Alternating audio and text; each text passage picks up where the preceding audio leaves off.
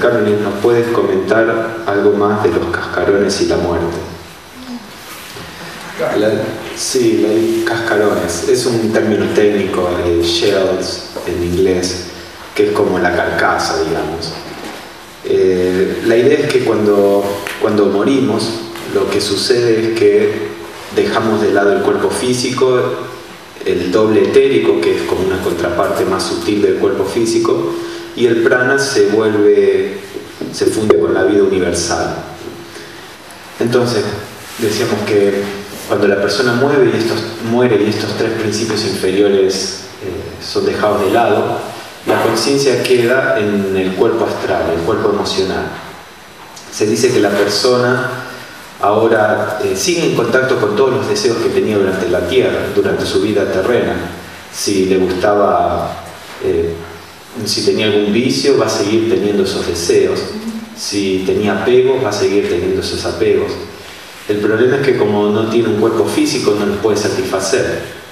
Ustedes vieron, por ejemplo, esa es una forma que la naturaleza genera para obligar a la persona a dejar vicios de lado.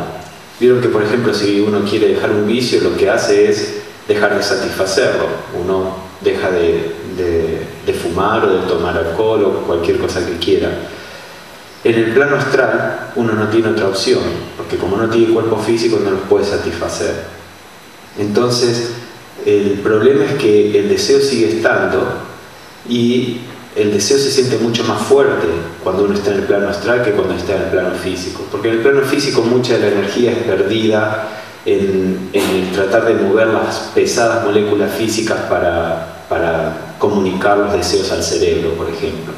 Los deseos siempre vienen del plano emocional o astral y se comunican al cerebro, pero se pierde mucha energía en esa transferencia. En el plano astral, donde la materia del plano astral es mucho más relacionada con la energía, todas las emociones son mucho más vívidas. Por eso en las religiones en general se habla del purgatorio, ¿no? Que cuando la persona muere pasa por un periodo donde tiene que purgarse de todos sus deseos y sus cosas materiales antes de poder seguir adelante. Entonces, si una persona no trata de eliminar los vicios y apegos, sobre todo las cosas que son muy fuertes, ¿no? Durante la vida lo va a tener que hacer después de la muerte y va a ser más intenso. Pero eventualmente el vicio va desapareciendo y la materia astral que era utilizada para expresar ese vicio es como que se va desprendiendo de la conciencia. Lo mismo pasa con todos los otros aspectos emocionales.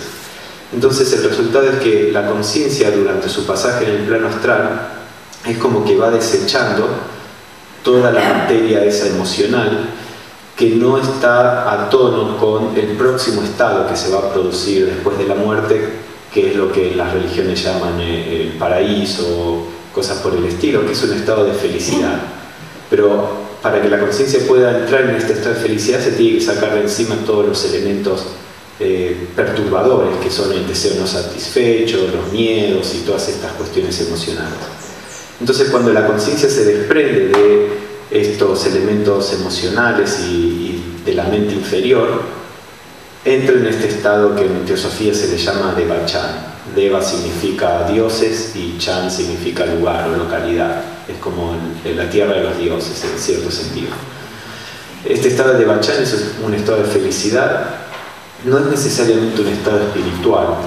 Es como un periodo de vacaciones en cierto sentido, donde la conciencia se olvida de absolutamente todo lo que fue sufrimiento, lo que puede causar sufrimiento, y disfruta de todo aquello que amó o aquello por lo que tuvo una aspiración espiritual y pura durante su vida en la tierra. Además, en el proceso de Deva-chan se produce una asimilación de todas las cualidades espirituales que se fueron tratando de desarrollar durante la vida recién terminada. Pero cuando la conciencia está en Devachan, toda esta energía o este desecho de materia emocional y mental inferior queda como flotando en el plano astral. Sí, como el cuerpo, uno se muere, desecha el cuerpo, pero el cuerpo durante un tiempo sigue estando ahí y empieza a descomponerse. Bueno, este cadáver emocional, de materia emocional y mental también flota por ahí hasta que se disuelve. Sí, en el proceso y a este se le llama cascarón o carcasa, porque es como parte del aspecto externo de la conciencia, ¿no?, que está desechando. Entonces esto es el cascarón, esa energía emocional y mental que queda flotando. El tema es que, como decíamos, el pensador en nosotros, esta entidad psicológica, no es la conciencia. La conciencia está adentro, digamos, del pensador, por así decirlo, pero todo el proceso de pensamiento pertenece a la naturaleza inferior, no a la conciencia. Entonces, cuando la conciencia se retira, la posibilidad de pensar todavía permanece allí. Y si una persona se comunica, una persona que es un medium o que canaliza entidades o que es psíquica, se pone en contacto con un cascarón, ese cascarón se revitaliza y con la energía de la persona que se está comunicando, el cascarón puede hablar y todo. Como decía, si yo me muriera y el cascarón se comunicara con una persona, podría enseñar teosofía a través de esa persona. Nada que no sabía en vida, simplemente todo lo que está en la memoria. Y muchas veces los cascarones son utilizados por conciencias elementales. Entonces, ¿qué pasa? Cuando un elemental, que es como si fuera en cierto modo un animal astral, tiene cierta inteligencia como la tienen los animales, es distinta, ¿no?, pero más o menos ese nivel de evolución. Pero muchas veces cuando ellos ven cascarones, es como que los utilizan y a través de los cascarones se comunican con el mundo físico. Entonces un elemental que agarrara un cascarón probablemente diría, si el medium que está ahí conoce de los maestros, diría, yo soy el maestro Kutumi y vengo acá a enseñar teosofía, y por ahí les doy la misma clase que le estaba dando acá. Y por supuesto, todo el mundo va a decir, sí, mirá, está diciendo teosofía, este es el maestro que está hablando. En general, uno, cuando algo viene del otro mundo, le da más importancia, incluso si el mensaje es bastante superficial, ¿no? Uno asume que es de una entidad elevada. Y en realidad está siendo dicho por un desecho emocional, ¿no?, que tiene toda la memoria ahí de lo que fue la vida pasada y que tiene la posibilidad de comunicarse a través de los medios. A veces la comunicación puede ser de una entidad verdadera. Hay veces que las personas que mueren y se encuentran en el plano astral se dan cuenta que hay vida después de la muerte y dicen, si yo hubiera sabido esto durante la vida, esto me habría ayudado tanto. Entonces tratan de buscar un medium para comunicarse, y cuando el medium pregunta quién es, la persona no va a decir, soy Juan Pérez. La persona va a decir, soy Hermes o Jesús o el apóstol San Pablo. Así la persona le abre las puertas y puede dar su mensaje, ¿no? Muchas veces pasa eso. Hay muchos tipos de entidades en el plano astral, es bastante complejo para hablar en todos los detalles. Pero bueno, el cascarón entonces es como un cadáver emocional, si queremos decirlo. Ahí hay una pregunta, sí, atrás. No, si terminó. Bianco. Sí. No, porque... Está encendido. No, me recuerda algo que leí que pertenece a Ramatiz, que es uno de los maestros del espiritismo, y dice que personas muy alcoholistas se posesionan de otro para poder disfrutar del placer de tomar bebidas alcohólicas, y le llama vasos vivientes. ¿Tiene alguna similitud con lo que está poniendo? Sí. Esa es una de las cosas que explicaba Blavatsky. Una de las razones por las que Blavatsky estaba en general en contra de la práctica espiritista es porque uno le ofrece canales a las personas que murieron para satisfacer sus deseos terrenales. porque lo que puede hacer, por ejemplo, si una persona fue alcohólica y desea tomar alcohol, obviamente no puede tomar alcohol porque no tiene cuerpo físico. Pero si descubre que puede comunicarse con el plano físico, como a través del medium, cuando se comunica a través de un medium, el cuerpo astral de la persona se funde con el cuerpo astral del medium. Entonces, Blavatsky dice, primero lo que pasa es que se empiezan a intercambiar hábitos, lo que llamamos escandas en teosofía, hábitos de reacción. Como se funden, el medium adquiere parte del carácter de la persona muerta y la persona muerta adquiere parte del carácter del medium. Y después, como están fundidos con el cuerpo emocional del medium, ellos pueden sentir lo que el medium siente. Entonces, cuando aprenden esto, empiezan a frecuentar lugares donde se toma, por ejemplo, y tratan de posesionar o fundirse con el cuerpo emocional de personas alcohólicas, que entonces disfrutan la emoción que la persona está sintiendo. Y eso le hace un gran daño, no solo a la persona, sino a la entidad, a la persona muerta, porque en vez de que se produzca este natural proceso de debilitamiento del hábito, lo sigue acrecentando y está enganchado y no puede seguir. La persona no puede pasar a niveles superiores hasta que pueda deshacerse de estos vicios y demás. Entonces, por esa razón es que en general Blavatsky no recomendaba mucho la práctica espiritista. En algunos casos puede ser útil. Hay personas que realmente pueden ser ayudadas cuando mueren, que tenían la idea de la religión, del cielo, del infierno, y se encuentran en el plano astral, no tienen ni idea qué es el plano astral y dicen, bueno, si esto es el infierno no es tan malo, si esto es el cielo la verdad que no está tan bueno, esto es algo más o menos normal. Y realmente hay muchas personas que no saben, si nunca escucharon de estas cosas. Cuando la persona muere sigue siendo exactamente lo mismo, no es que muere y de repente tiene sabiduría, o de repente sigue siendo la misma persona, se encuentra ahí y dice, ¿qué es esto? ¿Dónde estoy? ¿No? Y a veces hay personas que están asustadas. Entonces algunos movimientos espiritistas tratan de ayudar a estas personas, pero bueno, existen todos estos otros problemas asociados con el espiritismo, por lo cual Blavatsky en general no recomendaba esa práctica. También estas personas pueden ser ayudadas por lo que Leadbeater llama auxiliares invisibles, que es cuando uno va a dormir, uno naturalmente se despierta en el plano, o está en el plano astral. Algunas personas están como en una burbuja y no son conscientes de nada alrededor del plano astral y están soñando, creando su propia historia. Pero otras personas salen de esa burbuja y son conscientes en el plano astral, y si durante la vida ellos tienen una actitud de servicio, en el plano astral también están con una actitud de ayudar. Y muchas veces estas personas ayudan a quienes recién mueren, les tratan de explicar dónde están y cosas por el estilo. Todo esto suena extraño si uno no tiene cierta base de conocimiento de los distintos planos y la vida en los distintos planos, pero a medida que uno va estudiando estas cuestiones ve que hay mucha lógica en todo esto, que es bastante lógico que así sea. Sí, Diego.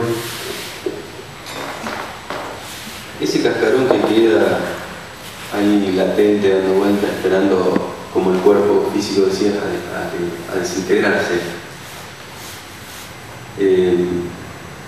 Cualquier cascarón, digamos, de cualquier ser está expuesto a ser tomado por un medium, o todo depende de la forma en que vivió, digamos, cuando estuvo encarnado, la personalidad, digamos, digamos, las actitudes que ha tenido durante la vida. Sí, en general es como dice Diego, no todos los cascarones tienen una natural afinidad hacia los medios. Se supone que en general personas más o menos espirituales, el cascarón no se va a acercar demasiado a los medios, y además el cascarón de personas espirituales se disuelve rápidamente porque los deseos en vida nunca fueron alimentados demasiado. Estaban ahí y todos tenemos deseos y demás, pero no son el foco de nuestra conciencia. No es que vivimos para especialmente alimentar los deseos. Entonces el cascarón de personas espirituales en general no se pone en contacto con los mediums. Pero hay muchas personas que estudian espiritualidad y que son fuertemente materiales, ¿no? Materialistas y muy apegados a su cuerpo físico y a su mente y a sus emociones. Entonces ese tipo de cascarones puede acercarse a los médicos, pero sí, depende de la calidad de la vida de la persona.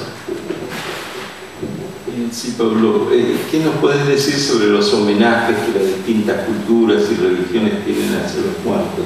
¿Son útiles, son negativas?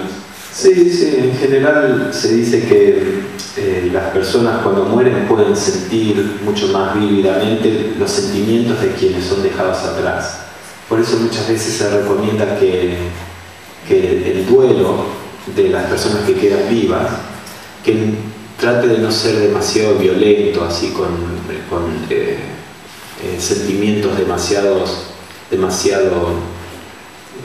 violentos, le diría, en el sentido de demasiado fuerte. Es natural que uno esté triste, es natural que uno esté deprimido, es natural muchas cosas, pero si hay demasiada incapacidad de aceptar el hecho y rebeldía por ahí, eso no le hace demasiado bien a la persona que está en el plano astral. Entonces es bueno siempre enviarle buenos pensamientos, amor, los servicios en las iglesias, todo eso siempre es como una caricia para la persona que está en el otro plano, y creo que es algo positivo, sí. ¿Podrías decir qué sucede con las personas que se suicidan? Depende de qué grado de madurez tenga la persona. En general el suicidio es algo, obviamente, que no es bueno, además de los efectos kármicos que puede producir en la vida que viene. Cuando uno se suicida, o incluso cuando uno muere de un accidente, digamos, cuando uno muere joven, lo que sucede es que el cuerpo físico y el cuerpo etérico y la vitalidad desaparece, pero la persona sigue viva en el plano astral. Y cuando la persona se suicida o muere antes de lo que el cuerpo estaba programado para morir, va a seguir viva en el plano astral tantos años como estaba supuesto que esa persona viviera, y recién después de esos años empiezan los procesos post-mortem. Porque es como que cuando nacemos nuestro cuerpo físico tiene cierta cantidad de energía. Lo que hablábamos del prarabdha karma es un tipo de karma que dice, bueno, este cuerpo va a durar una X cantidad de tiempo. El cuerpo emocional también tiene una cierta energía que va a durar una X cantidad de años, y el cuerpo mental y demás. Entonces una persona que corta el proceso de la vida no está realmente muerta, es como una persona que está viva sin cuerpo. Entonces, lo que sucede es que cuando una persona muere en situaciones traumáticas, vieron que cuando pasa algo en la vida, algo traumático, muchas veces lo tenemos en la mente y no podemos dejar de pensar en eso, y nos vuelve una y otra vez. La conciencia tiene esa cualidad, que cuando algo muy fuerte pasa, es recurrente. Entonces, muchas veces cuando una persona se suicida, una persona es matada, está muchas veces, a veces durante años puede estar reviviendo la escena una y otra vez, como se revive la escena en nuestra mente, ¿no? Pero al estar en el plano astral, los pensamientos son realidades, entonces muchas veces la persona ni siquiera sabe que está muerta, revive la escena. Ahora bien, del otro lado, digamos, en los planos internos también hay entidades que ayudan a las personas, como las tenemos acá. Los médicos, digamos, nos ayudan, se supone que nos ayuden. Después las familias, tenemos todas entidades en el plano físico que nos van ayudando. En los planos internos también hay entidades que tratan de ayudar a las personas si se puede. Muchas veces, incluso en el plano físico, no podemos ayudar a algunas personas por más que lo queremos. Entonces, si la persona que se suicida o que muere de algún modo violento es una persona más o menos espiritual, a veces cae en un estado de inconsciencia, como de sueño profundo, y simplemente pasa el tiempo, los años que quedaban de vida en ese estado de sueño profundo, tal vez con algunas ensoñaciones, hasta que el tiempo de la muerte llega. Cuando el tiempo de la muerte llega, entonces se siguen los procesos post-mortem naturales. Entonces hay algunas como entidades, si le queremos llamar ángeles. La palabra ángel, lamentablemente la idea de ángeles en el cristianismo está muy antropomorfizada, ¿no? Pero bueno, hay entidades devas o dhyanis que tratan de ayudar a las personas en estas circunstancias y ayudarlas a que caigan en este estado de inconsciencia, al menos eso es lo que parece. Entonces pueden ser un poco protegidas, pero en todo caso nunca es una solución, por el contrario, es un problema, ¿no? Y cortar con un proceso natural. Gracias. Respecto a lo que estabas diciendo, pero no hay una diferencia bastante marcada entre una persona que muere porque tuvo un accidente, o sea, es algo justamente accidente no deseado, y la persona que se suicida. ¿Qué tanto pudo elevarse espiritualmente como para llegar a suicidarse? Es decir, de todo lo que estuvimos viendo nosotros acá, se supone que esa elevación tendría que ser tratar de ver todas las circunstancias, tratar de la mente salir de las circunstancias que, por ejemplo, una depresión respecto de cuestiones que le pueden suceder y todo eso. O sea, el suicida realmente no sería una persona que no habría despegado de alguna manera de la personalidad, o no sé cómo llamarlo. El ser humano es muy complejo, es muy difícil hacer generalizaciones así. Incluso Annie Besant, antes de entrar a la Sociedad Teosófica, ella siempre fue una persona muy idealista, y ella era una persona muy conocida en Londres que luchó por el derecho de las mujeres. En las fábricas se estaban envenenando cuando les hacían hacer fósforos con químicos y se estaban muriendo todas, y ella no les pagaban nada, trabajaban 14 horas, y Besant organizó el primer paro y como el primer sindicato, digamos, de mujeres. Después Besant empezó a promover el control de nacimiento, los métodos de anticoncepción, porque decía que en las villas las personas poco educadas de Londres, digamos, las personas pobres, tenían más y más hijos, y eso las hundía más en la pobreza, y que tenían derecho a tratar de controlar la natalidad. Eso despertó la ira de la iglesia, la pusieron en cárcel. Bueno, Besant era una luchadora antes de entrar a la sociedad, y en ese momento era atea porque la religión le había fallado. Ella estaba casada incluso con un clérigo, creo que era un anglicano, un sacerdote anglicano, y se había puesto a estudiar los evangelios y vio todas las contradicciones que había. Entonces dijo, la religión no está dando la respuesta a la humanidad para cortar el sufrimiento. Entonces se hizo socialista, se hizo atea, y en un momento su vida era tan difícil y que la iglesia la perseguía, la metía en cárcel, todo, y siendo atea, ella dijo, bueno, no tiene sentido, no puedo ayudar a la gente, no puedo hacer nada, e incluso Besant intentó suicidarse con una botella de cloroformo, y escuchó una voz que le dijo, cobarde, tú que sueñas con ser un mártir, no puedes soportar unos años de sufrimiento, que después ella más tarde reconoció que era la voz de su maestro. Entonces ella tiró la botella de cloroformo, y después, un tiempo más tarde, encontró la Sociedad Teosófica y todo.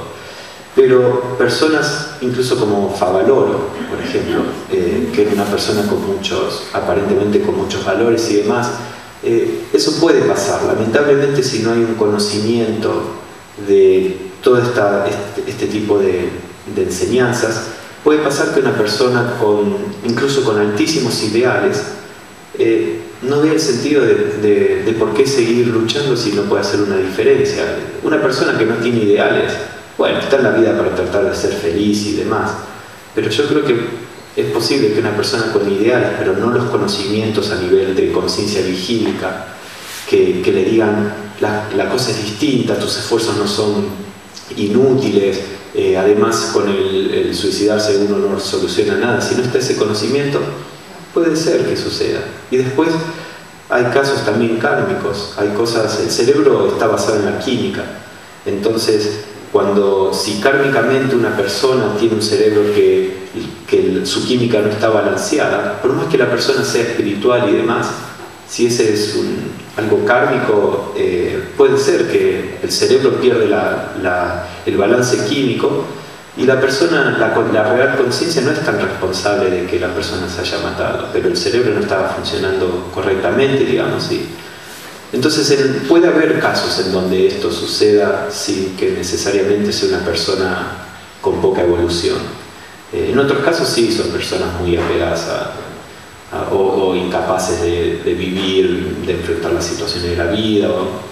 Entonces, el punto es que es muy difícil el hacer generalizaciones, y por esa razón es que cuando, por ejemplo, Sinet, un teósofo de los primeros tiempos que estaba en comunicación a través de correspondencia con uno de los instructores de Blavatsky, el maestro le decía a Sinet, depende de qué tipo de persona y por qué razón se suicidó, es lo que sucede después, ¿qué sucede después? Siempre es algo malo, no es algo bueno, y siempre va a traer alguna consecuencia kármica, pero lo que sucede es muy distinto, de acuerdo con la evolución de la persona.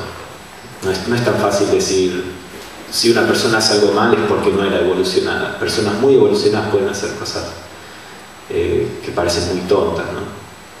Con respecto a la cremación, o sea, sabemos que acelera, creo yo, o sintetiza esos procesos post-mortem.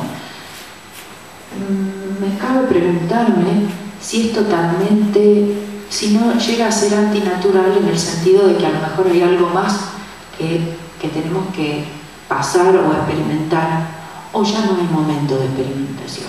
O sea, esa es la duda, o sea, no me cabe duda de que es un proceso de que evitaría todos los detalles que vos diste del mundo astral, o sea, de ese proceso, de ese periodo.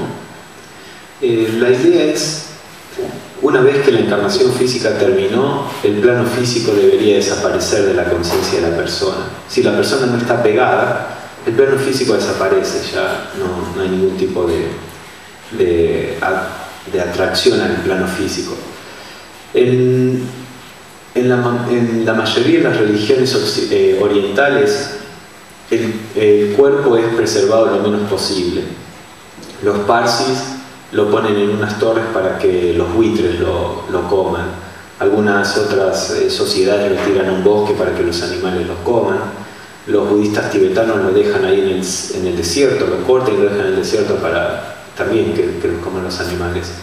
Después hay muchas tradiciones que lo creman, y la idea en general es que el cuerpo se reintegre rápidamente a la naturaleza. Es en la tradición más judeo-cristiana que hay como un énfasis mucho más importante en lo que es el cuerpo.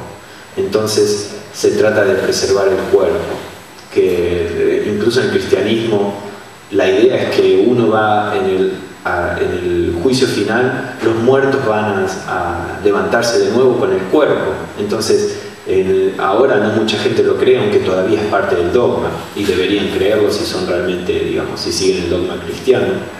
Pero la idea es que el cuerpo iba a levantarse, entonces por eso no se podía cremar o algo así, se lo conservaba bajo la tierra, ni siquiera se pensaba en que se disolvía y todo esto, para que el cuerpo esté ahí cuando vuelva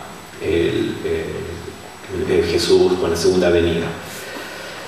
Siempre se dice que es recomendable cortar, que el cuerpo se disuelva lo más rápido posible, de cualquier modo, con cualquier técnica, porque corta la posibilidad de que se convierta en un lazo magnético con la persona que está en el plano astral.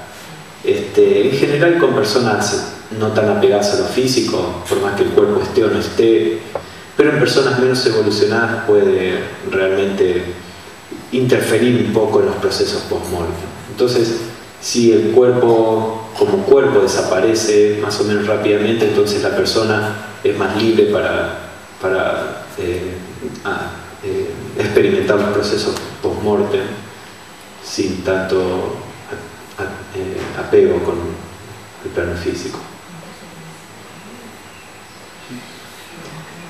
Hay una pregunta relacionada que es la idea de comentar sobre el alma y el espíritu. Supongo que si son iguales o distintos. En el cristianismo primitivo, siguiendo las las ideas de los neoplatónicos. Varios cristianos acostumbraban a hablar de 3 aspectos del ser humano: espíritu, alma y cuerpo. El cuerpo, bueno, es toda la parte física y vital. El espíritu es la fuente de toda aspiración espiritual pura. El espíritu es siempre puro y es aquello que está en contacto con Dios. Y el alma es lo que está en el medio, es toda nuestra parte psicológica. Entonces es los deseos, la memoria, el pensamiento. El alma es todo el aspecto psíquico del hombre. El alma puede salvarse si se une al espíritu, o es condenada si se une al cuerpo. Entonces el espíritu es incorruptible, el cuerpo es corruptible y no existe la posibilidad de que no se corrompa, en el sentido de que desaparezca, de que se disuelva con la muerte, ¿no? Y el alma está en el medio. Si sigue al cuerpo va a ser corruptible y condenada, digamos. Si estoy hablando en términos cristianos. Si sigue al espíritu, entonces va a ser glorificada y va a ser eterna. Entonces básicamente esa era la diferencia original entre espíritu, alma y cuerpo. En la teosofía se dice que hay como 3 aspectos del alma, que también es muy parecido a las enseñanzas platónicas. Platón hablaba, y especialmente también Plotino, el neoplatónico, un filósofo neoplatónico, hablaba de distintos aspectos del alma. Nous, que es como el alma espiritual; después psique, que es como el alma racional; y después estaba el alma irracional o alma animal, que está más relacionada con el apego al cuerpo y demás. Y eso más o menos es parecido a como la teosofía habla. La teosofía dice que Buddhi Manas es como el alma espiritual. Manas sería el alma humana y Kama Manas sería el alma animal. Entonces Kama Manas es la parte que está relacionada con las emociones y con el apego al cuerpo. Manas es como la mente pura y Buddhi Manas es la mente que está unida a la sabiduría. Entonces tendríamos el espíritu, que es Atman, después el alma espiritual, que es Buddhi, después el alma humana, que es Manas, el alma animal, que es Kama, y después el cuerpo. Entonces eso es más o menos como uno puede ver la cuestión de alma y espíritu.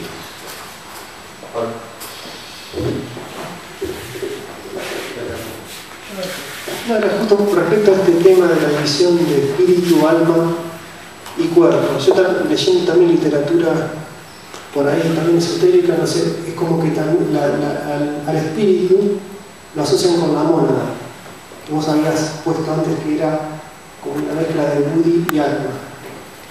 Y al alma la llaman el ego o el ángel solar, cuyo cuerpo es el cuerpo causal, que está, digamos, en el plano mental superior. Y bueno, y después está la personalidad que conocemos.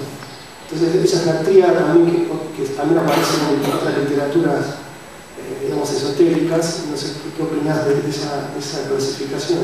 Sí, las palabras usadas no tienen demasiada importancia, digamos. Lo que tiene importancia son más el concepto en sí mismo. ¿Cuáles son las cualidades del espíritu, por ejemplo, en las distintas literaturas, en las distintas tradiciones? Ahora, si supongamos describimos ciertas cualidades, si uno le llama espíritu, o le llama dhyani, o le llama como sea, no tiene mucha importancia, ¿no? No existe un vocabulario universal, y eso es lo que a veces es difícil de ver cuando uno está familiarizado con alguna literatura. Por ejemplo, estuvimos hablando de la meditación. Entonces, en la teosofía se habla de estos 3 pasos: concentración, meditación y contemplación. Pero en algunas otras tradiciones la palabra contemplación se utiliza para lo que en teosofía utilizamos meditación. Entonces, cuando ellos hablan de la contemplación, hablan no de ese estado de silencio donde uno está tratando de ir más allá de la mente, sino que hablan contemplación como el proceso de pensar o de hacer algo con la mente. Entonces uno tiene que tener la flexibilidad con respecto al lenguaje necesaria para poder captar el concepto. Entonces lo que existe es una etapa donde la mente se tiene que focalizar, donde la mente está funcionando tratando de entender y donde se queda en silencio. Cómo le llaman a distintas tradiciones va a ser distinto, las palabras se usan de modo distinto, pero uno puede, si conoce el proceso, puede reconocer, bueno, contemplación aquí es lo mismo que meditación aquí, y contemplación allí es lo mismo que éxtasis aquí, ¿se entiende? Entonces, sí, las palabras no son muy importantes. Si se usa esta terminología que vos decías, está bien, es algo que se puede utilizar de cualquier modo, ¿no?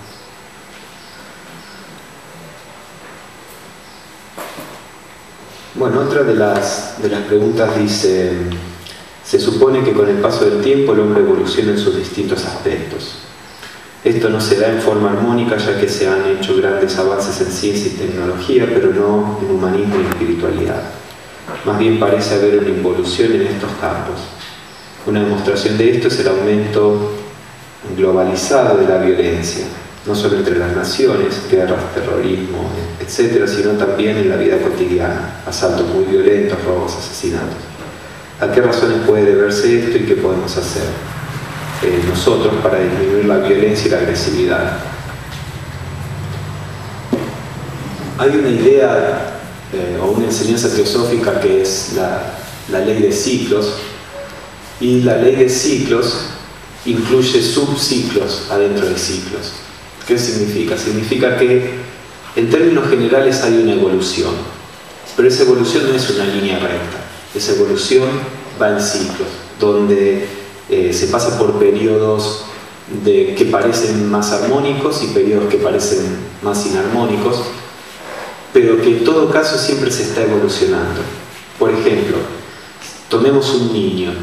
Vemos que el niño vive sin tanto conflicto, sigue lo que los padres le dicen, suponiendo que los padres tienen cierta sabiduría. El niño lleva una vida sana porque come lo que los padres creen que es más aconsejable, no tiene actitudes que son insalubres, etc. Cuando el chico se convierte en un adolescente, puede que revierta, como decíamos, un montón de estas actitudes. Empieza a comer de un modo que es insalubre, empieza a tener actitudes que son insalubres también.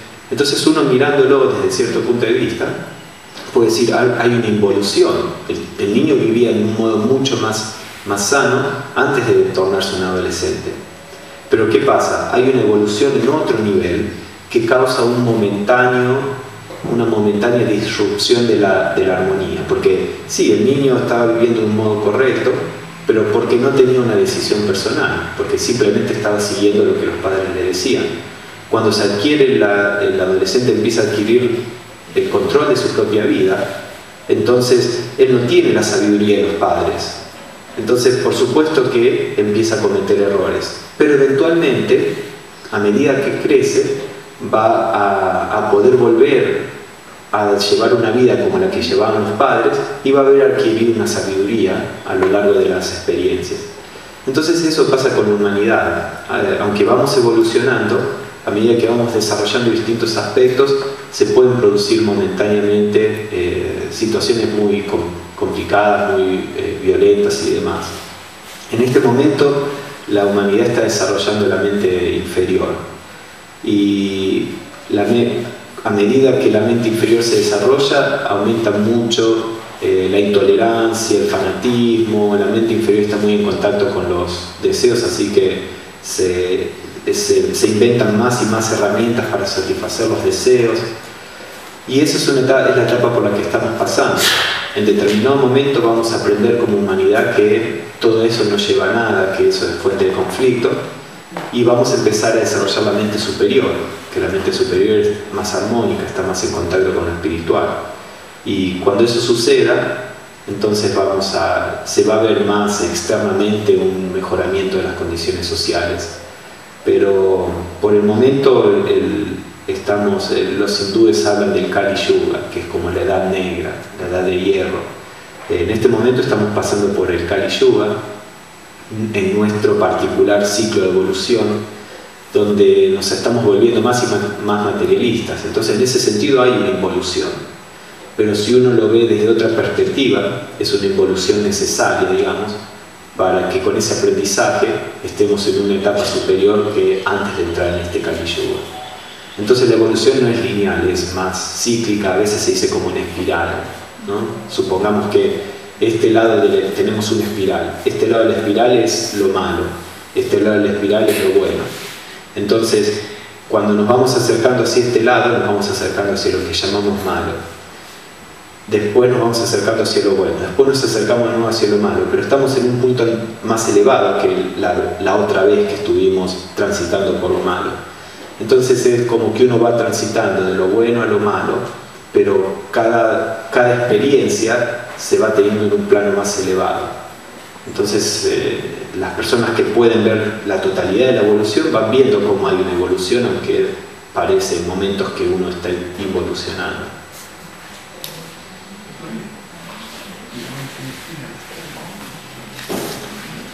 Hay otra pregunta aquí que está relacionada con algo más psicológico. Dice, por ejemplo, hay veces, dice, olvidarse de todo y con mucha frecuencia, cómo trabajar este efecto que tantos problemas origina. El tema de la memoria sí es complejo como todos los temas. Por empezar, hay personas que, si uno por ejemplo le hace la carta natal astrológica, uno puede ver, esta persona va a tener memoria, mucha memoria, o esta persona no va a tener mucha memoria en ciertos aspectos. Hay planetas y configuraciones que muestran las características a nivel de la memoria. Por supuesto no es que el planeta produzca eso, el planeta es simplemente como el reloj. Nosotros vemos las agujas del reloj y sabemos qué hora es, pero no es que el movimiento del reloj esté produciendo el tiempo. Entonces los planetas, como son el resultado del movimiento de todo el universo, es como que nos está mostrando objetivamente qué procesos tienen lugar en las distintas personas o en los distintos países o lo que sea. Entonces, por empezar, hay personas que naturalmente tienen más memoria o menos memoria. Hay personas que tienen una memoria emocional. Para tener memoria, algo tiene que hacer un impacto emocional, pero no tiene memoria intelectual. Si no hace un impacto emocional, no tiene ninguna memoria de las cosas. Otras personas tienen también muchas veces una cuestión de atención, de qué es importante para una persona. Entonces algunas personas las cosas físicas y concretas no son importantes, no son tan importantes emocionalmente, ¿no? Y entonces no le prestan mucha atención a las cosas físicas. Ahí el problema de la memoria no es tanto una cuestión de memoria, sino de atención. No produce un impacto en la conciencia. A veces puede ser algo orgánico también, ¿no? Que nosotros vemos que a medida que vamos envejeciendo, el cerebro va perdiendo la capacidad de retener muchas veces, depende de la persona. Entonces es bastante complejo. Lo que creo que sería interesante, por ejemplo, si uno quiere determinar qué es el origen de un problema de memoria en una persona, el hacer una carta astral sería interesante, a ver si es algo que tiene que ver con la personalidad de la persona, de modo que la persona sea consciente y trate esté advertida. Bueno, en este campo uno no tiene demasiada habilidad. Todos tenemos campos en los que no somos particularmente hábiles y tenemos otros campos en los que somos espontáneamente hábiles. Entonces el hacer una carta astral nos puede ayudar a saber, en estos campos tengo que poner un especial esfuerzo para ser como las personas normales, digamos.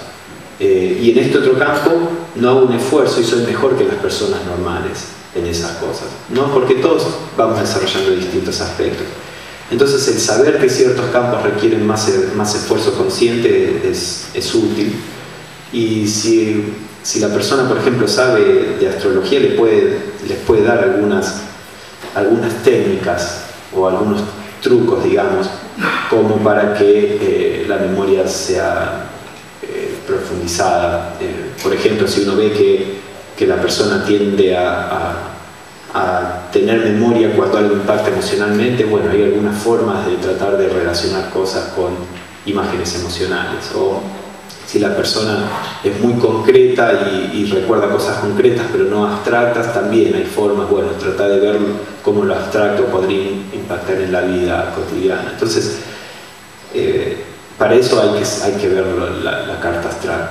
Y a veces, como decía, es una cuestión orgánica, que el cerebro no tiene esa capacidad. Y bueno, por ahí hay ejercicios de memoria. Incluso en la literatura teosófica, Ernest Wood escribió un libro que es curso de desarrollo de la memoria, una cosa así, y él da muchas técnicas. Y sobre las técnicas, concentración mental, sobre concentración. en el de concentración mental está lo de la memoria. Está un poco así. Porque creo que él también escribió un libro específico sobre el desarrollo de la memoria. Ernest Wood, W-O-O-D. Él enseña a tender puentes entre muy sintéticamente, Ernest Wood enseña cómo mantener la memoria usando el truco de las imágenes mentales, cómo se relacionan. Por ejemplo, decir, el ruido de un fusil asocia automáticamente la idea de un soldado. La idea de un soldado hace surgir en la mente el traje, las botas, la tierra hace generar otra asociación mental y entonces va haciendo toda una recreación que puede ir hasta la fuente misma de un pensamiento que se ha ido muy lejos, por ejemplo. Sí, al hacer esos ejercicios lo que uno hace es entrenar el cerebro en ese aspecto para tener más memoria, no es que después uno tiene que hacerlo en las cosas cotidianas.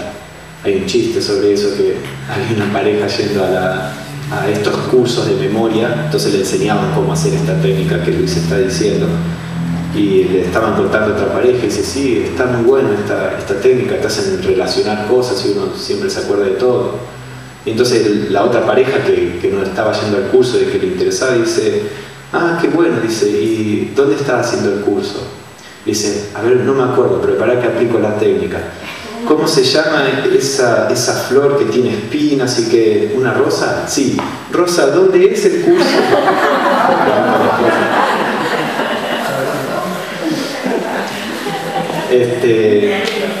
Entonces, estas técnicas sirven para estimular la memoria, pero después durante la vida diaria, digamos, no es que uno tiene que ir haciendo esas asociaciones necesariamente. Pero el tema de la memoria es bastante complejo, ¿no? Porque tiene muchos aspectos. ¿Sí? Sí, con relación a este tema de la memoria, yo también por ahí he estado pensando en eso. Y creo que, bueno, la autoobservación sirve. Hoy se usa mucho la palabra estrés y se la pone quizás como un fundamento de muchas cosas que nos pasan. Pero uno puede observar también que quizás depende de la situación en la que uno orgánicamente se encuentre, depende de los periodos de la vida que esté pasando, y quizás haya situaciones que generan en uno una reacción inconsciente y que eso trae unas consecuencias físicas. En el caso de la memoria también me parece que puede estar influyendo una situación de estrés o de conflicto que la persona no puede estar reconociendo, que provoca que la conciencia esté preocupada o esté pensando permanentemente en algo o esté distraída por algo que no permita que el mecanismo de atención relajado a todas las cuestiones de la vida se desarrolle naturalmente. Entonces por ahí una observación de uno mismo y de qué está pasando y de las circunstancias que se desarrollan en la vida, tanto en el presente como en el pasado, puede dar por sí misma la respuesta si es algo generado por una cuestión externa o es algo que está más allá de las situaciones que uno está viviendo. Pero muchas veces puede ser generado por una situación o un periodo en particular en el que uno simplemente no está respondiendo bien a eso y la mente directamente está perturbada, ¿no es cierto?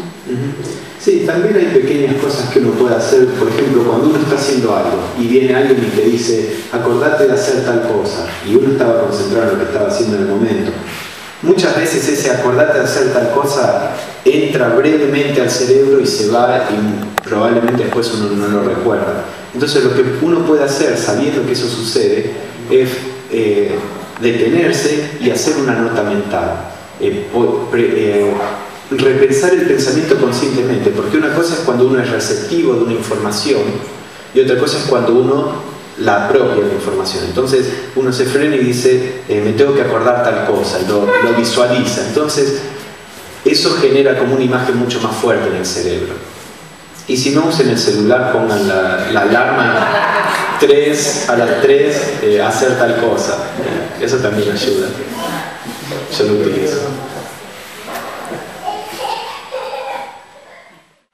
En general, como estamos identificados con la personalidad, la mayoría de las cosas que hacemos tendemos a hacerla como algo que nos gratifique personalmente o que nos ayude personalmente. Y la práctica espiritual también puede convertirse en una nueva forma de alimentar a la personalidad. Y no es que la personalidad sea tabú, no lo estamos tomando en ese sentido, pero si la práctica espiritual se convierte en una forma más de agrandar el yo, entonces no está cumpliendo la función que debe cumplir. Es muy sutil el tema. Por ejemplo, siempre recuerdo un autor que decía: el yo es como ese payaso que está en el circo. Unos trapecistas hacen cosas maravillosas, termina el número, todos empiezan a aplaudir y ahí aparece el payaso en el medio del escenario y empieza a recibir los aplausos, como si él hubiera hecho algo, hubiera hecho todos los trapecios y todo eso. Lo cual quiere decir, cuando aparece una experiencia espiritual o cuando uno va desarrollando ciertas virtudes, eso aparece cuando el yo no está. Pero después el yo aparece y dice: yo soy espiritual, yo tengo esta virtud, yo soy esto o aquello. Es algo a lo que uno tiene que estar atento. Por eso es importante también la autoobservación. La autoobservación va haciendo que el yo se vaya poniendo más, como si fuera más sutil, que no sea tan evidente. Y cuando hablamos de la espiritualidad, que este es el aspecto en particular que quería mencionar, cuando hablamos de la espiritualidad, por esa razón muchas veces hablamos en términos de adquirir cosas. Hablamos en términos de adquirir virtud, de adquirir una capacidad, de adquirir conocimiento. Fíjense que la forma de encararla es la misma con la que encaramos el mundo. Adquirir una casa, adquirir un auto, adquirir una pareja, adquirir un trabajo. Entonces, muchas veces la misma actitud se lleva al campo de la espiritualidad. Y pocas veces hablamos de la espiritualidad como el renunciar, porque eso no nos gusta. Entonces, pocas veces hablamos que la espiritualidad es en gran medida la renuncia, el sacrificio, el soltar. Cuando uno habla de estas cosas, entonces la gente deja de estar interesada. No estoy interesado en eso, que soltar, dejar ir, sacrificio. Es más lindo. Yo les puedo decir lo mismo en términos de adquirir y en términos de renunciar. Y el impacto emocional en las personas va a ser completamente distinto. Pero la espiritualidad en mucho es la capacidad de sacrificar, de dejar de lado, de dejarse de defender. Por supuesto, hay situaciones, de nuevo, uno tiene que ser muy inteligente. Estoy hablando de una actitud interna. No es que uno tiene que asumir una actitud masoquista de dejar que la vida le pase por encima, que las personas hagan lo que quieran con uno. Uno siempre tiene que tratar de fomentar lo que es correcto, para uno y para los demás. Entonces, si uno está envuelto en una situación donde no es tratado correctamente, uno tiene el derecho de tratar de que eso... de que la situación se torne algo con respeto. Del mismo modo, uno tiene que tener exactamente el mismo interés por no faltarle el respeto a los demás, por tratar a los demás con respeto. Y también uno tiene que tener cuidado de ir mirando las cosas objetivamente, de modo que no pensemos siempre que yo tengo el derecho de todo lo que quiero y que cualquier cosa que sucede que no es lo que a mí me gusta, entonces están rompiendo con mi derecho, ¿no?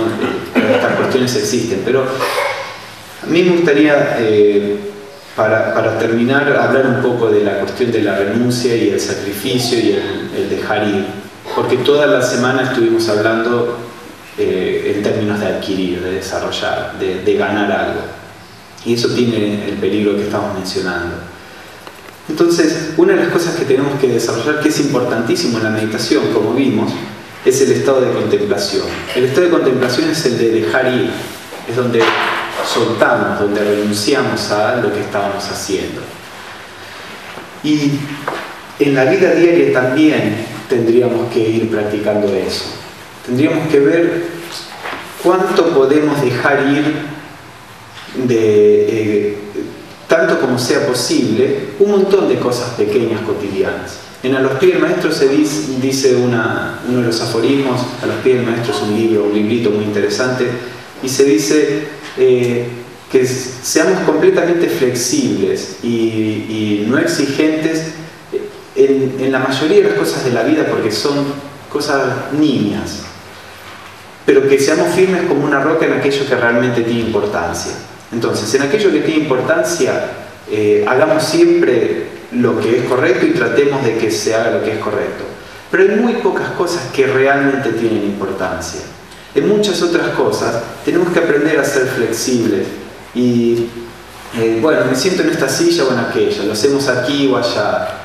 Uno si le preguntan la opinión, uno puede decir, me gustaría más esto, me gustaría más lo otro, pero en realidad no es importante. Si nosotros vamos desarrollando la actitud de que todas las cosas deben ser como a mí me gustan, eso está aumentando el yo, porque ¿a quién es que le gustan esas cosas? Es al cuerpo que le gusta, es al elemental físico, al elemental emocional. Entonces el elemental emocional dice, oh, a mí me encantaría hacer esto afuera, y yo como conciencia creo que ese deseo soy yo, y entonces lucho con el medio ambiente para que eso para que las cosas salgan como a mí me gusta, y lo que estoy haciendo es generando una conexión más fuerte con lo que no soy, con las emociones, con el cuerpo, Entonces uno debería estar muy atento a ser lo más flexible posible. Hay muchas cosas que no son necesarias poner demasiado énfasis. Hay muchas cosas que no se pueden solucionar por más que nos quejemos. Hay cosas que sí, uno puede decir, mira, esto me parece que se podría cambiar, que esto podría ayudar, no es que tampoco podemos dar sugerencias, pero ¿cuántas veces nos quejamos de cosas que no están dentro de nuestro poder cambiar, o cosas que solo nos molestan a nosotros, o cosas que en realidad no tiene sentido que nosotros nos quejemos o que tratemos de cambiarlas? De nuevo, no nos vayamos al extremo, porque como siempre tenemos la tendencia de ir de un extremo a otro. Entonces por ahí aparece la idea de que uno nunca tendría que tratar de cambiar nada. Lamentablemente los extremos nunca son buenos, ninguno de los dos, y hay que usar el discernimiento, hay que usar la propia inteligencia. Pero como en general, como cultura, y especialmente en la Argentina, en otros países no pasa tanto que en todos los lugares hay una protesta. Eso pasa acá en Argentina, y la gente que viene a Argentina se sorprende de eso. Uno va por Buenos Aires y hay protestas por todos lados. Esa es una característica del pueblo que tenemos como nación. Cada característica tiene sus propias naciones. Los argentinos están siempre protestando por lo que no les gusta, lo cual tiene un aspecto muy positivo. Depende de la madurez como pueblo, porque podemos convertirnos en personas que pueden cambiar el mundo. Lo que pasa es que tenemos que madurar como personas, que la protesta venga de un estado de madurez y no de un estado de egoísmo, de que yo quiero esto, o de un estado de agresión. Y esa característica puede ayudar al mundo entero cuando se usa de un modo maduro, cuando adquirimos como pueblo madurez. Entonces la idea es que uno tiene que estar muy atento a todas estas cuestiones y conscientemente ver cuándo tiene que dejar ir cosas. A veces en la familia, por ejemplo, se arman discusiones familiares y entonces todo el mundo empieza a discutir de si, qué sé yo, cosas que no tienen nada que ver con nada. Es por el simple hecho de discutir y de decir nuestra opinión y de tratar, bueno, qué sé yo, las personas, digamos, en una persona que no está en el camino espiritual, eso es parte de la vida, pero por ahí como entrenamiento espiritual uno tendría que tratar de practicar y decir, ¿tiene realmente sentido que, es decir, si me piden la opinión la doy, y después tiene sentido que trate de luchar por esa opinión? O a veces sí, a veces puede ser que es un problema familiar donde el entender eso sea realmente necesario y uno puede tratar de insistir un poco más también hasta cierto punto, porque todos tenemos la experiencia de que por más que uno insista, si la otra persona no quiere escuchar, no tiene ningún sentido, ¿no?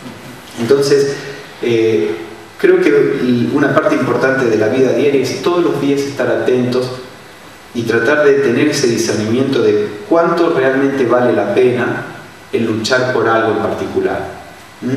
¿Y por qué, desde dónde sale esa necesidad de lucha? Si sale desde una real percepción de esto es lo bueno para todo el grupo, si además hay una cuestión de una conciencia de la limitación, porque por ejemplo, puede que a mí me guste estar acá porque no me gusta el viento, entonces yo digo no quiero ir afuera, y si no tengo conciencia de que todos somos distintos, yo puedo decir, bueno, si a mí me gusta estar sin viento, a todo el mundo le debería gustar estar sin viento, entonces lucho para que estemos aquí porque es lo mejor para el grupo, pero en realidad es lo que a mí me gusta, no necesariamente lo mejor para el grupo.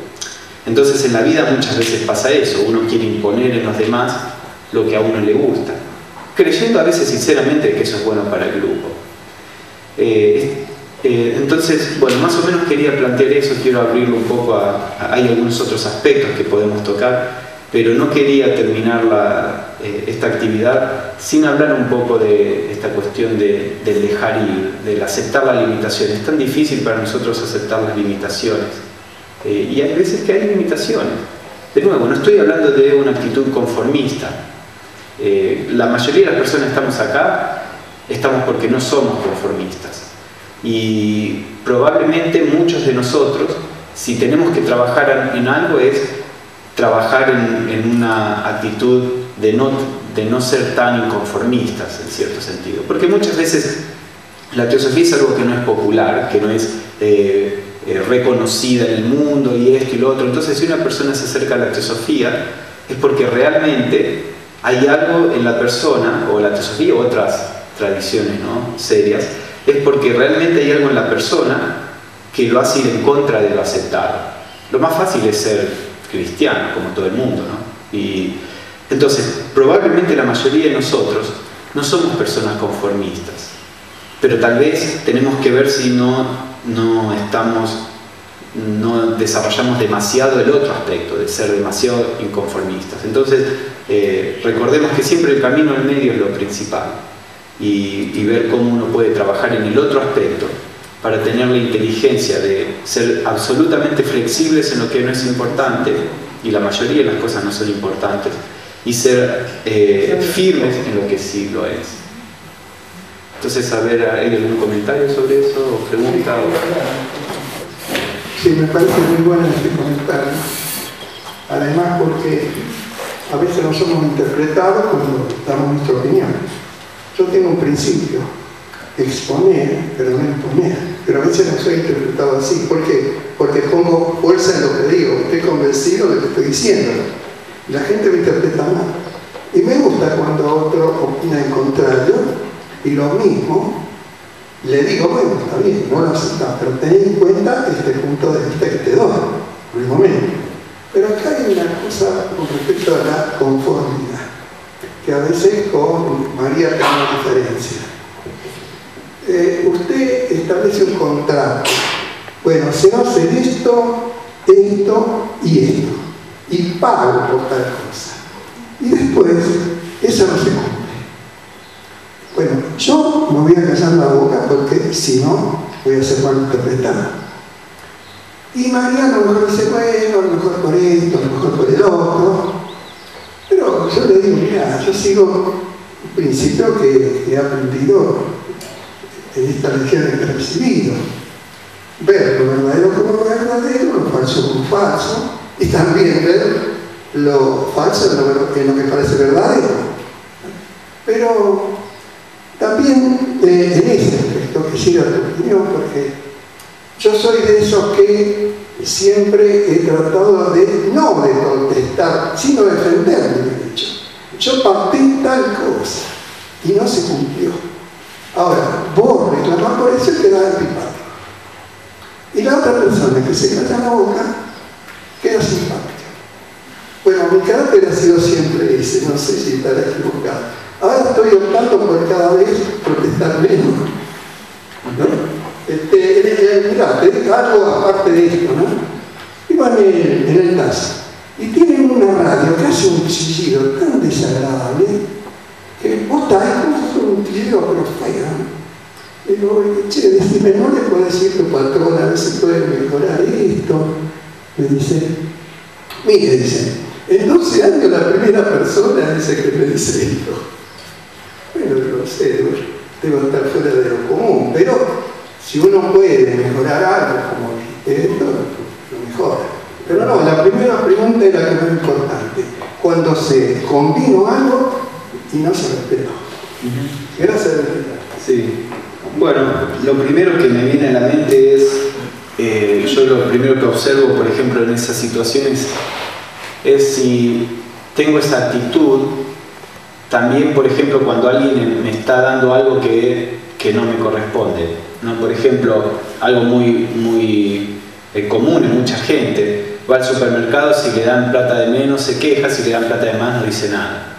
Entonces uno tiene que ir generando, si uno va a tratar de trabajar sobre lo que es correcto, entonces tiene que ser siempre para los dos lados, ¿no?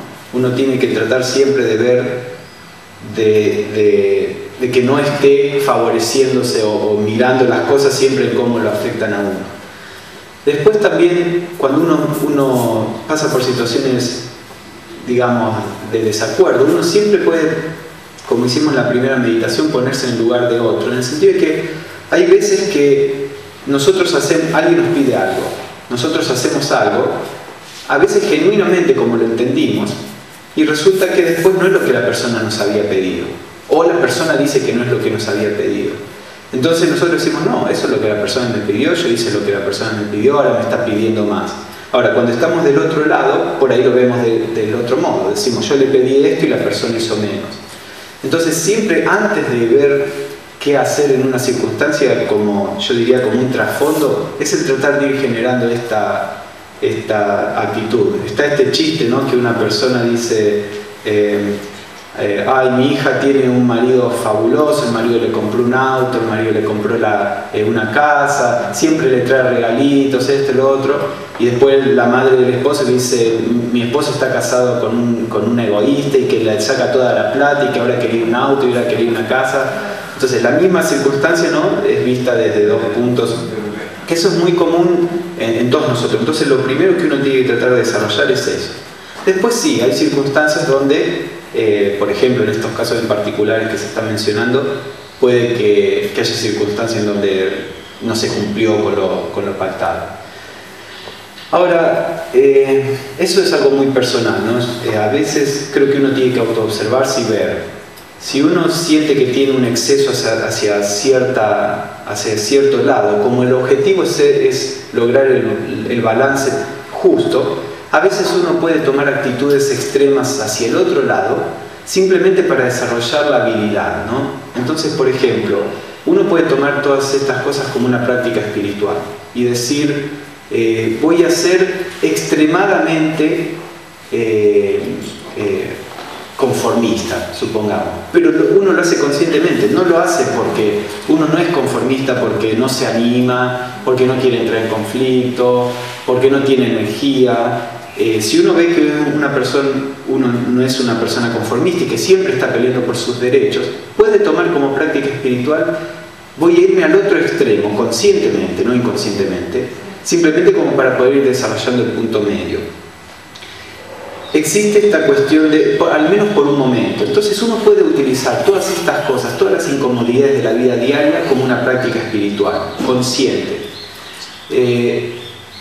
Hay una realidad que es que la interacción es difícil y que siempre estamos tratando de cambiar al otro, y eso es una empresa que no tiene fin. Podemos, a través de este medio, estamos siempre entrando en conflicto con las relaciones. A veces es lo único que se puede hacer, es la única opción.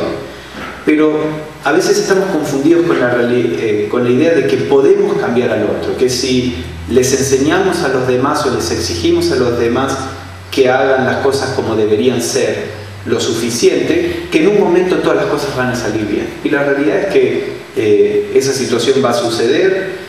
Podemos pelear con las personas para que sea lo que creemos que es correcto, y la próxima situación va a aparecer y va a ser lo mismo, y lo mismo, y lo mismo. Entonces uno tiene que evaluar hasta qué punto uno va a vivir en un estado de conflicto o no.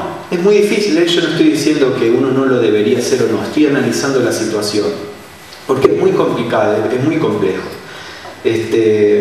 Entonces creo que ahí está el discernimiento de cada uno, de decir cuánto voy. Hay una frase de uno de los maestros, uno de los instructores de Blavatsky, que dice: cuida celosamente tu estado mental cuando estás transitando la vida, porque tu estado mental es lo que te va a conectar o no con la realidad del mundo. Entonces uno tiene que ver hasta qué punto uno va a dejar que la vida lo saque de su centro o no. De nuevo, estoy hablando de esto con total conciencia de que es algo muy complicado y todos nosotros nos encontramos en estas situaciones donde no sabemos qué hacer, si debería o no, si deberíamos reaccionar o no, si deberíamos dejarlo ir o no.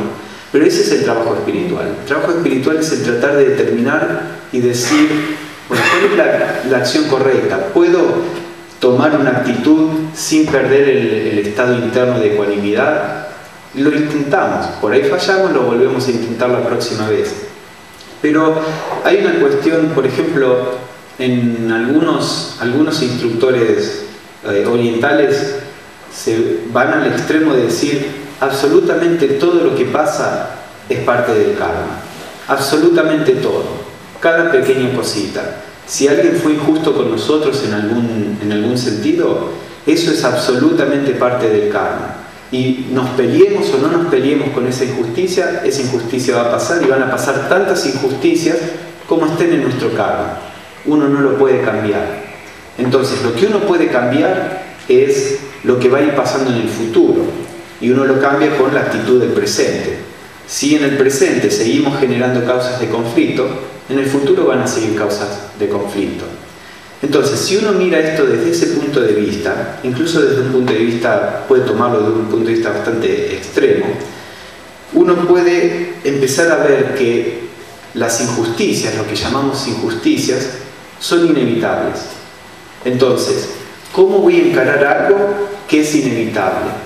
Lo voy a encarar de un modo que va a generar más situaciones conflictivas inevitables, o lo voy a encarar de un modo que va a dejar de generar situaciones conflictivas y por lo tanto van a ser evitables. Entonces eso a veces ayuda a decir, porque cuando uno tiene, el problema es cuando uno tiene el sentido de injusticia, ¿no? Y que entonces uno reacciona y que también uno cree que está luchando por una causa, o que uno tiene el deber de cambiar al mundo y demostrarle a los demás cómo se deberían hacer las cosas. Y en cierto sentido sí, todos estamos enseñándonos unos a otros, pero como todo, el irse a un extremo cuando nos vamos al extremo dejamos de hacer lo correcto. En una de las cartas de los maestros, un maestro dice: el mal es la exageración del bien. Algo que es correcto en cierta medida deja de ser incorrecto cuando vamos al extremo. Incluso con comida, la comida es buena, comemos en exceso es mala. El agua es buena, tomamos agua en exceso es mala. Cualquier cosa en exceso es mala. Entonces, lo que yo diría es que tomemos todo esto como un entrenamiento espiritual, y en particular si somos personas que solemos luchar por nuestros derechos y por las cosas, por ahí podemos optar por el otro extremo y decir, bueno, voy a tratar este mes a ver cómo se vive siendo completamente tolerante y no reactivo, y tratando de ir con las situaciones como una cuestión de práctica espiritual. No es que si no luchamos entonces nos van a pasar más injusticias. Es una cuestión kármica. Luchemos o no luchemos, van a suceder ciertas cuestiones, especialmente si lo hacemos conscientemente, ¿no? Las personas que son conformistas no conscientemente, sino porque no tienen energía para tratar de cambiar o no les interesa, muchas veces kármicamente se generan ciertas situaciones como para despertar a las personas, ¿no? Pero en personas que ya está eso despierto, no es que el deber sea el ser una persona, digamos, tratando de cambiar siempre el medio ambiente. Pero de nuevo, eso es algo que cada uno lo tiene que ver en su vida. Yo no puedo decir cómo la otra persona debería reaccionar. Es simplemente para meditar sobre esto y probarlo y ver qué pasa. Con respecto a lo que estabas diciendo sobre el mismo tema, que empezaste hablando del conformismo y el disconformismo. Obviamente, si uno se sitúa en el lugar del mundo, digamos, en el mundo profano, el enfoque de ser conformista o disconformista es de una categoría, digamos, tiene determinadas características. está envuelto en el egoísmo seguramente. Entonces, por ejemplo, vemos lo que vos decías recién, reclamos salariales, mejoras sociales, etcétera, etcétera.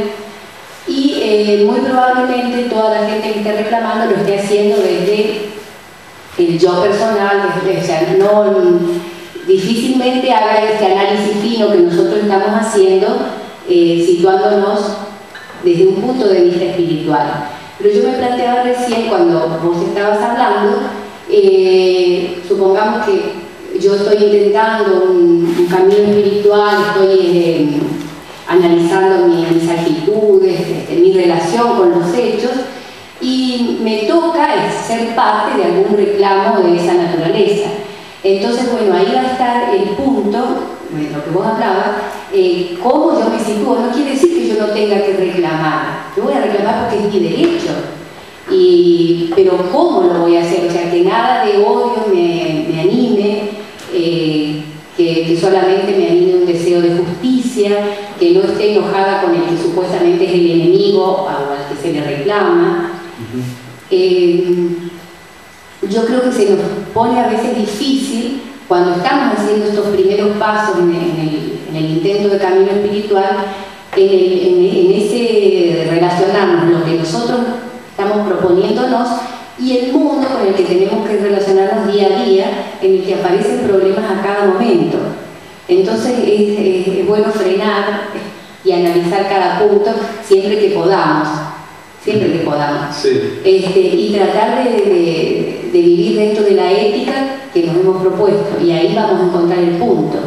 Pero seguramente no es nada sencillo porque estamos permanentemente con o sea, el mundo se nos mete.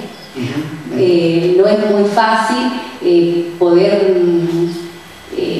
permanecer, digamos, en ese silencio interior que uno busca cuando tenemos que salir todos los días y dialogar con personas que tienen un punto de vista a veces, ¿cómo decirlo? Muy situado muy lejos de lo que nosotros, o con la intención a lo mejor que hemos salido esa mañana, que estamos tratando de centrarnos en nuestro interior o algo así, y bueno, nos dan el primer choque. Entonces creo que hay que estar muy alerta y tener claro de por qué estamos haciendo esto. Y cuando vos hablabas del renunciamiento, en realidad yo creo que el camino espiritual es renunciamiento, no es otra cosa.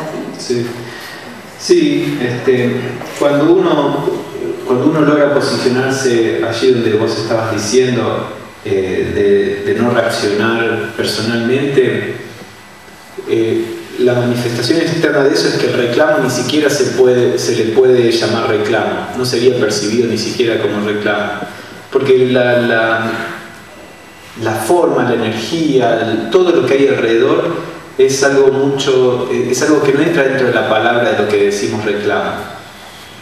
Es algo que se da como un diálogo, como una cuestión de realmente tratar de ver qué es lo mejor desde un punto de vista más impersonal. Y hay veces que también lo que decía, aceptar las limitaciones, hasta dónde uno va a empujar una situación o una persona. Uno puede tratar de que las cosas sean de cierta forma, pero hay un momento donde ese tratar empieza a ser destructivo. Hay un momento, hasta cierto límite, es un intento de producir orden. Más allá de ese límite, empieza a producir desorden. El desorden que estamos queriendo solucionar. Ahora, ¿dónde está el límite? Eso es algo que solo nuestra inteligencia nos puede decir. Pero pasa muchas veces que, incluso en la sociedad teosófica, con la mejor intención, dos personas o dos grupos de personas que están haciendo lo que ellos sinceramente creen que es lo mejor para la institución y tienen un punto de vista incluso opuesto, por producir un bien, terminamos produciendo un mal con la mejor intención. Y pasa en las familias, pasan en muchas situaciones. Eso no quiere decir, de nuevo, que uno no tendría que tratar de que las cosas se mejoren. Pero hay un límite en donde el esfuerzo por producir un bien comienza a producir un mal. Que todos tenemos que estar atentos, especialmente las personas que estamos tratando de hacer algo en el mundo que no solo nos involucra a nosotros como seres humanos. porque nuestras decisiones empiezan a afectar más personas. Cuando yo estoy en mi casa y trabajo para mí, las decisiones me afectan a mí, a mi familia, si tengo familia, y no mucho más que eso. Pero a medida que nuestro impacto es más grande, es mucho más difícil, ¿no? Porque mis decisiones, mis actitudes pueden afectar a un grupo mucho más amplio. Ahora, también cuando uno ve cómo los seres iluminados reaccionan a situaciones es interesante. No para tratar de imitarlos artificialmente, porque uno siempre tiene que actuar de acuerdo a lo que su comprensión le permite. Cuando uno trata de imitar una acción iluminada, uno está haciendo una acción tonta, porque no se pueden imitar esas cosas. Pero por ejemplo, Ramana Maharshi, que fue un sabio de la India, más o menos contemporáneo, creo que murió en el 50, y es considerado por muchos como una persona iluminada. Él estaba una vez en su ashram con algunos discípulos, estaban sentados meditando y entraron unos ladrones. Entonces empezaron a llevarse cosas.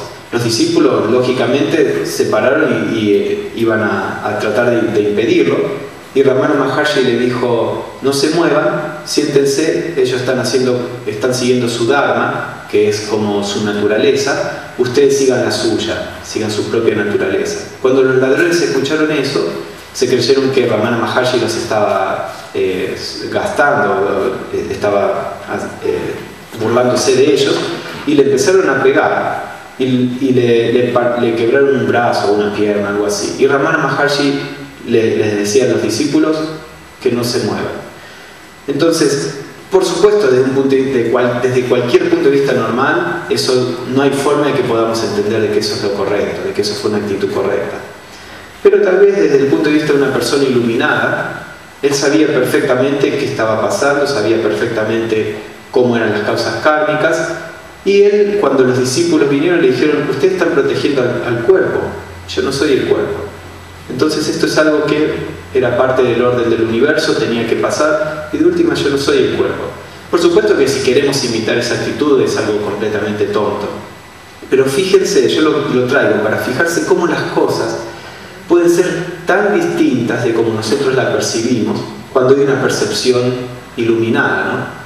Entonces esto para mí nos habla de una flexibilidad, creo que en un espíritu similar es que Blavatsky escribe en La clave de la teosofía: la persona espiritual no tiene derechos, solo tiene deberes. Entonces, de nuevo, hay que entenderlo en el contexto y qué quiere decir a nivel interno, no tanto a nivel externo. Es interesante meditar sobre todas estas cosas porque nos ayudan a traer la actitud al centro, a un punto de equilibrio. De nuevo, ¿no? Si tomamos eso como un extremo, vamos a caer en otro error igual que en el extremo opuesto. Pero creo que tenemos que pensar en todas estas cosas, porque si no, hablamos mucho de cosas espirituales en sí, pero después esto es parte de la aplicación. Cuando estudiamos el karma, bueno, veamos, incluso tratemos, eso es parte, por ejemplo, de la técnica de meditar sobre verdades espirituales. Esto es algo que puede ser parte de nuestra meditación, y veamos si el karma es algo que todo lo que sucede es parte de un orden. ¿Cómo debería reaccionar a ese orden? Solo por poner un ejemplo, ¿no?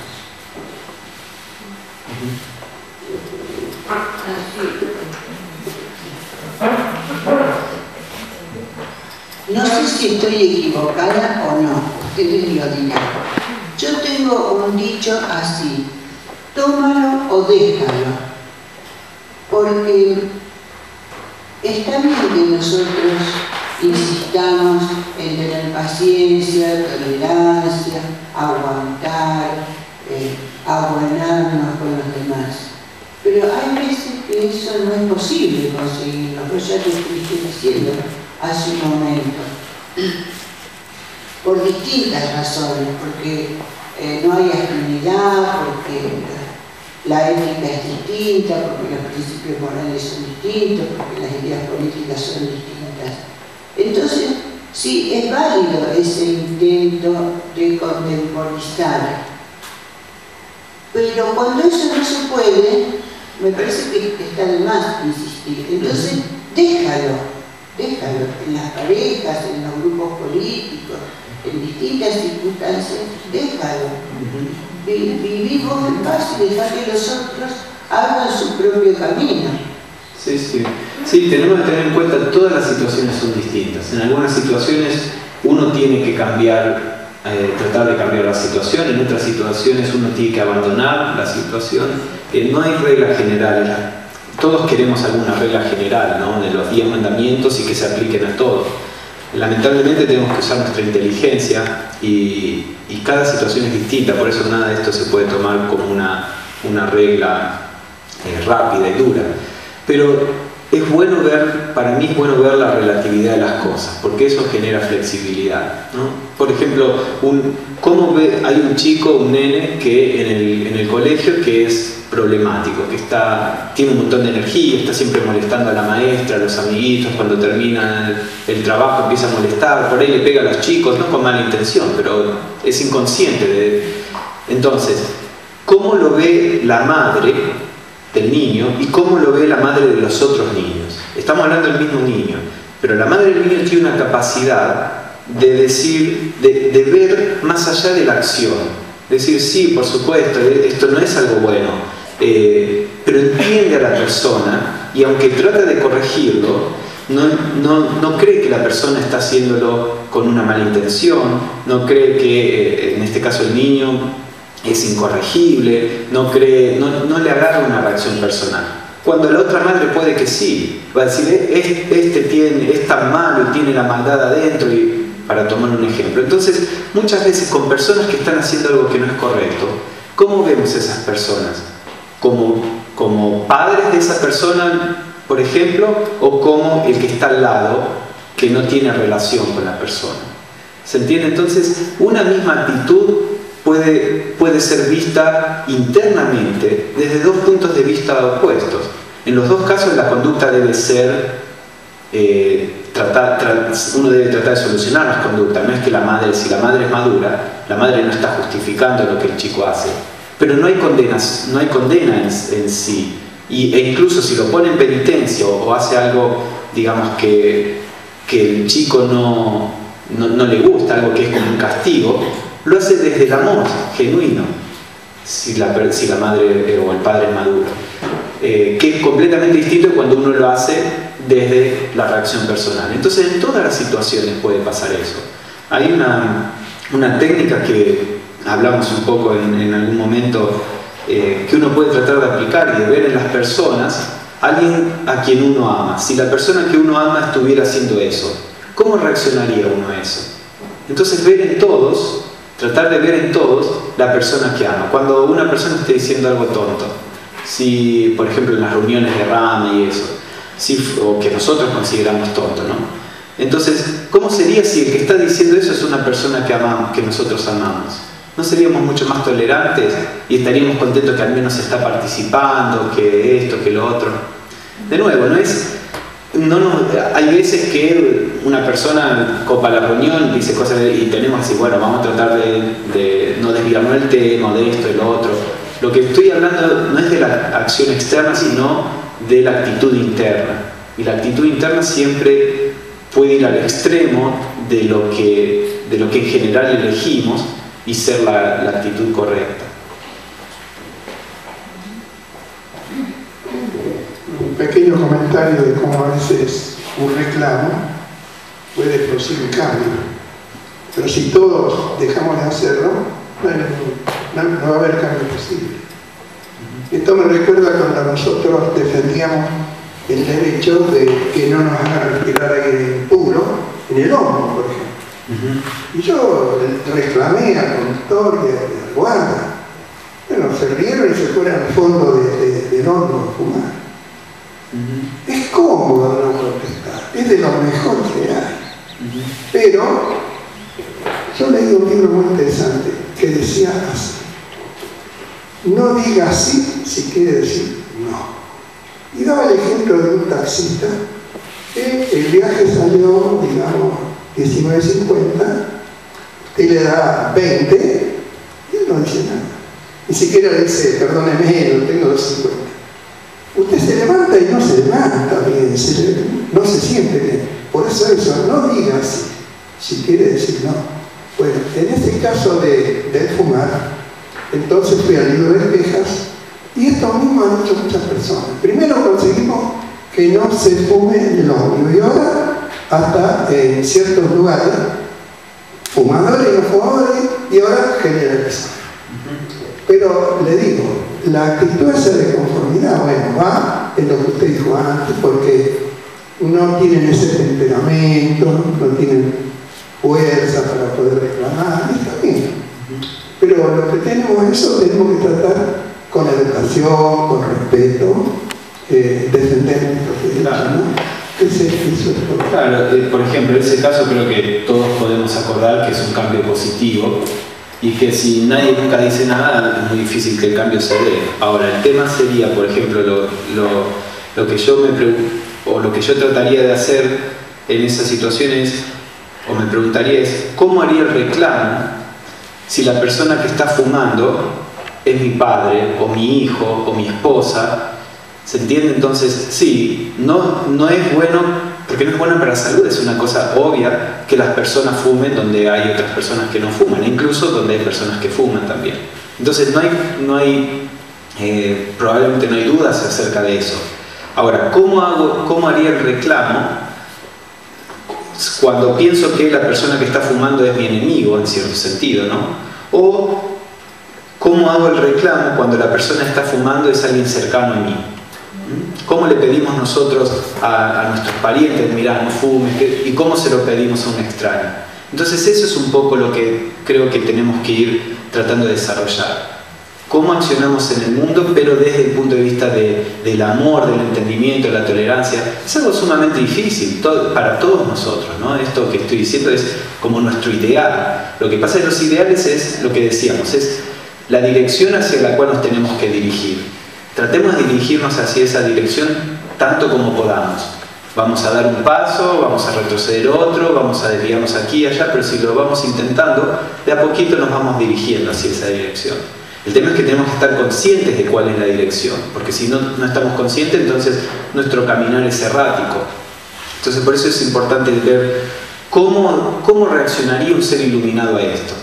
Y después ser sinceros y decir, ok, ¿cómo reacciono yo acercándome a eso? Yo no puedo reaccionar como Ramana Maharshi. Podría forzarme a mí mismo y probablemente eso no daría ningún resultado. Pero, ¿cómo puedo desarrollar mi comprensión para acercarme a cómo Ramana Maharshi reaccionó?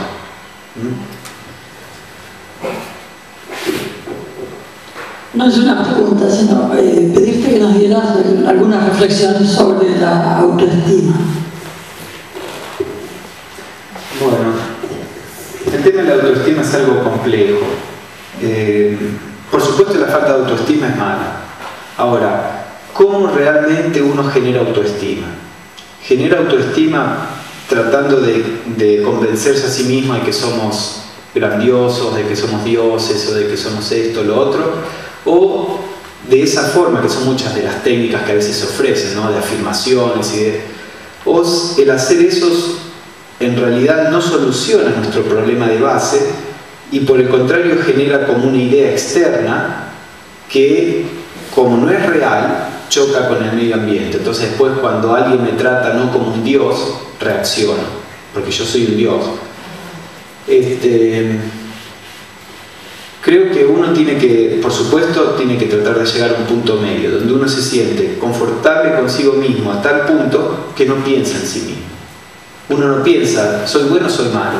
Cuando uno piensa, soy bueno o soy malo, uno no está confortable consigo mismo. La persona que tiene autoconfianza nunca piensa en sí mismo, porque ya no es necesario. Por ejemplo, nos preocupamos por el cuerpo cuando hay algún tipo de enfermedad o de dolor. Cuando el cuerpo está bien, ni nos acordamos del cuerpo.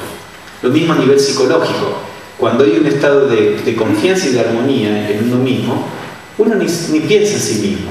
Uno piensa en sí mismo cuando hay o arrogancia o falta de confianza. Y yo creo que el verdadero sentido de confianza se da a medida que uno va tocando los aspectos espirituales de uno mismo. Por supuesto, cuando una persona está en un patrón muy negativo de pensamiento con respecto a uno mismo, a veces puedes ser eficiente en irse al otro extremo, como estábamos hablando en el ejemplo anterior, y el tratar de generar un patrón de pensamiento acerca de uno mismo como mucho más optimista. Ahora, eso es como simplemente para contrarrestar los efectos de una actitud desequilibrada en el otro extremo. Pero eso nunca va a solucionar el problema completamente, ¿no? Entonces podemos aplicar estas técnicas de autoayuda para tratar de frenar con los patrones negativos, pero la generación de verdadera autoconfianza se da cuando uno va tocando la verdadera naturaleza y además cuando uno va descubriendo que tiene poder sobre su propia naturaleza. Porque yo creo que lo único que nos da confianza es cuando vemos que podemos cambiar, cuando vemos que podemos lograr cosas en el sentido espiritual. Ustedes vieron, hay personas que pueden ser millonarios, muy famosos y demás, y tienen una autoconfianza bajísima. El éxito externo no nos produce autoconfianza, produce arrogancia, que no es lo mismo. Pero cuando uno ve que uno tiene el poder sobre su propia naturaleza, ahí se genera un sentido de autoconfianza, porque desaparece el temor, desaparece la idea de que somos víctimas del medio ambiente o de nosotros mismos. Una persona, aunque sea exitosa en lo externo, siempre está el temor de que lo externo pueda dañarnos. Pero cuando una persona ve realmente que tiene poder sobre uno mismo, entonces se produce la verdadera autoconfianza. Así que yo diría que el sendero espiritual naturalmente, si es encarado de modo correcto, genera una genuina autoconfianza. Pero a veces todas estas técnicas, como estábamos hablando con el Cita, todas estas técnicas de yo soy lo espiritual, de esto, de lo otro, si no se toman de un modo correcto, producen arrogancia. Y entonces eso es lo opuesto de lo que estas técnicas... Por alguna razón todas estas técnicas fueron mantenidas secretas por mucho tiempo. Porque uno las lee, muchas de estas meditaciones fueron secretas por milenios. Y uno las lee y dice, ¿por qué son secretas? ¿Cuál es el problema aquí? Bueno, el problema es que pueden convertirse en una herramienta de generar arrogancia, de agrandar al yo, que es lo opuesto de lo que buscan. Si uno no las toma de modo correcto, es muy fácil que la persona que sabe mucho se cree que es una persona distinta. El saber mucho, el tener información en la cabeza, ¿cuál es la gran cosa? Hay algunos cerebros que tienen la habilidad de recordar información, la pueden repetir, pero todas estas técnicas, o el tener una experiencia en meditación, inmediatamente, si la persona no es madura, lo hace sentir que es distinto. O desarrollar un poder psíquico lo hace sentir que es distinto. Y eso es lo peor que le puede pasar a la persona. En general, lo más seguro es que la persona nunca tenga una experiencia psíquica, porque entonces está segura. Por eso en el cristianismo, en general, en el cristianismo místico, se decía que toda experiencia así psíquica o poder vienen de Satanás. Rechácenla, no le presten atención, no busquen nada de esto, por el peligro de que produzca esta arrogancia o el sentirse que uno es especial. Por supuesto, eso, como es una actitud extrema, genera sus propios problemas. Pero creo que sí, que la autoconfianza no es el reforzar el yo, como la psicología moderna lo cree, sino que es el trascender el yo. Aunque a veces es necesario reforzar el yo momentáneamente si la persona tiene un problema en ese aspecto. Bueno, yo en representación del Centro Teosófico, como un grupo de personas que trabajamos voluntariamente, y también un poco como la voz de todos los miembros que estuvimos asistiendo a esta hermosa escuela de verano. Te queremos agradecer, Pablo, por tu esfuerzo. Gracias por adularnos. Pero no, te queremos sinceramente agradecer por todo tu esfuerzo, porque sé que particularmente yo te conozco hace más de 10 años, más o menos 15 años. Sé que si tenés algo para dar, lo vas a dar y lo vas a brindar a todos como una herramienta útil. Así que bueno, yo convencido de que este trabajo va a ser muy fructífero para que nosotros, como personas, como seres humanos, lo podamos implementar como herramientas realmente para convertirnos y ser medios útiles para tanto la ST como el mundo, como herramientas o instrumentos para para hacer de todo esto algo mejor. Así que te queremos entregar un presente en nombre de todos. Es muy pequeño comparado a lo que vos nos has entregado a nosotros, pero bueno. Cara de sorpresa. Una pollera. Justo lo que necesitaba.